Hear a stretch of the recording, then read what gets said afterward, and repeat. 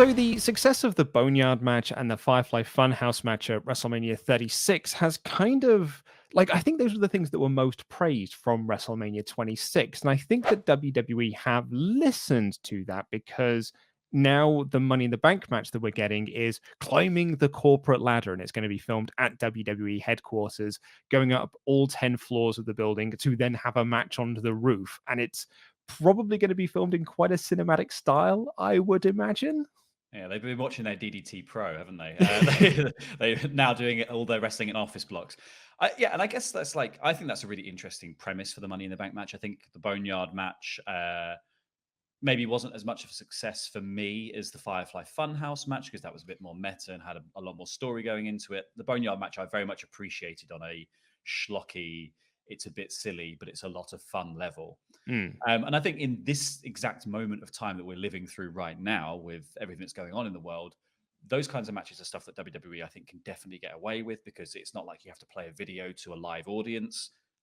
Everyone is experiencing the same thing at the same time. So the more sort of silly and cinematic you go for it, the more people are going to actually appreciate that. And I think that's probably why they were the most successful things coming out of Mania 36, right? It's because they were the only things that weren't actually just like a sort of pared back version of normal wrestling. So people could just appreciate them for what they were. You don't have any expectations. You're not Yeah. sitting there going like, there's no crowd sound, there's no this, there's no that, there's no the other. You're not disappointed by the fact that it's not quite WrestleMania. Whereas this felt like it was very much like a very special thing that we were being given. In the case of the Boneyard match, it was very special. Yeah.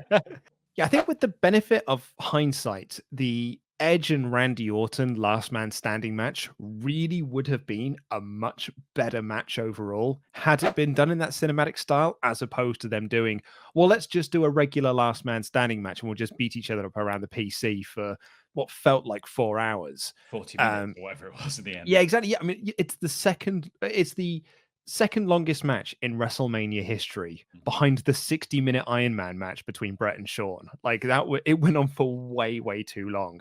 Um, so yeah, I think that match really would have benefited from being from that sort of cinematic style, like you said, because it really does hide the fact and sort of like makes you not realize the fact that there is no crowd there because you're not watching a wrestling match, you're effectively just watching a movie. And I think you could, and then you could have had, like the good thing about last man standing matches, you see people do stuff that is above and beyond what happens in a normal wrestling match. You see people use things and improvise weaponry that they wouldn't normally do.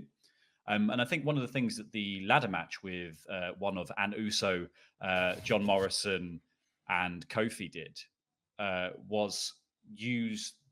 There was that one moment in that match where they used the fact that it was pre-taped to brilliant effect. They did this moment where they pushed whichever one of the Usos it was. I think it was I think it Jimmy. was Jimmy. Yeah, I think it Jimmy. was Jimmy. They pushed Jimmy off the top turnbuckle to the outside.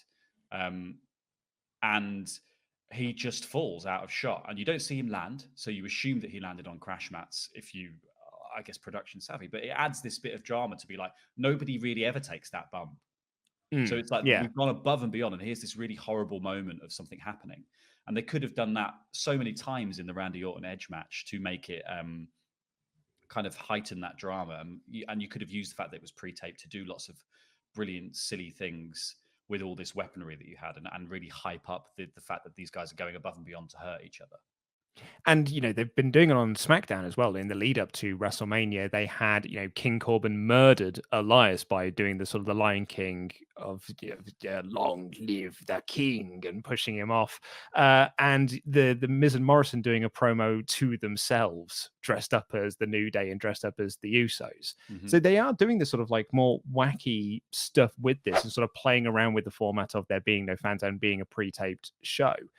And yeah, I think that WWE could do more of this. You don't want to do it all like this, though. No. Like, I think you do need to find that balance. Like, as soon as the Boneyard match and the Firefly Funhouse match happened, all the messages we got here on the YouTube channel were just, when's the next one? Like, when are they going to do the next Boneyard match? When are they going to do the next one? It's like, no. I think we need to pare this back. Like, we need to take a step back from this. So I think doing Money in the Bank this way is a way to kind of like give to those fans who want more of the Boneyard and Firefly stuff, but not overexpose the Boneyard and the Firefly Funhouse match. And I think also it's a good idea because you don't want to do these matches in empty arenas where people put so much on the line.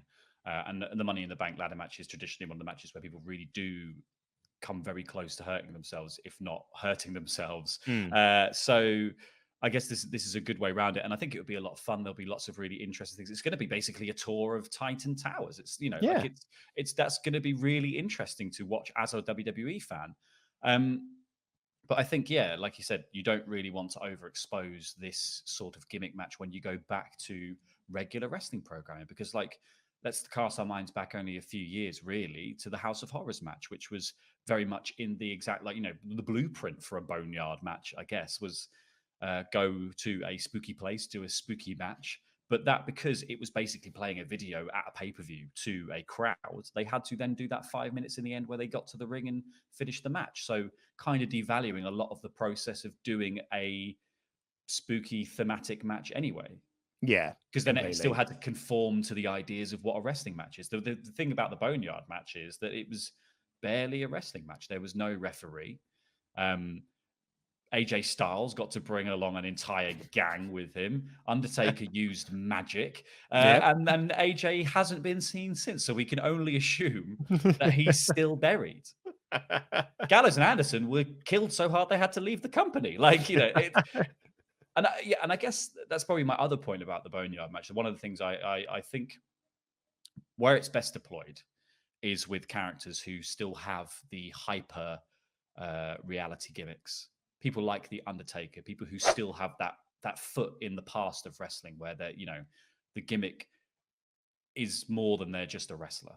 Because a lot of the current crop are, they are just really wrestlers. So I think, like, Boneyard matches and things with story work really well for people like The Fiend and Bray Wyatt, and people who've got something to play on and give themselves, like, control. Like, the Five Live Funhouse match was basically Bray having complete control of whether the Funhouse is some sort of hellscape or dreamscape or whatever it is. He's manipulating that and playing with that and toying with John Cena in the process of that. It wouldn't have worked had it been a ring or had it been like a set.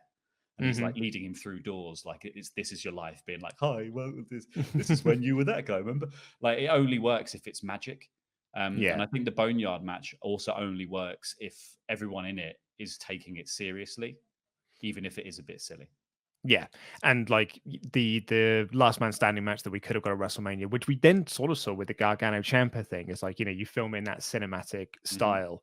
And yeah, what we're going to get with Money in the Bank. So I'm kind of excited. I'm really looking forward to the Money in the Bank match this year, not only just because of the people that are within it, but also because I think it's going to be very wacky and a lot of fun. Like Ollie's been calling it Die Hard, and that excites me in a way.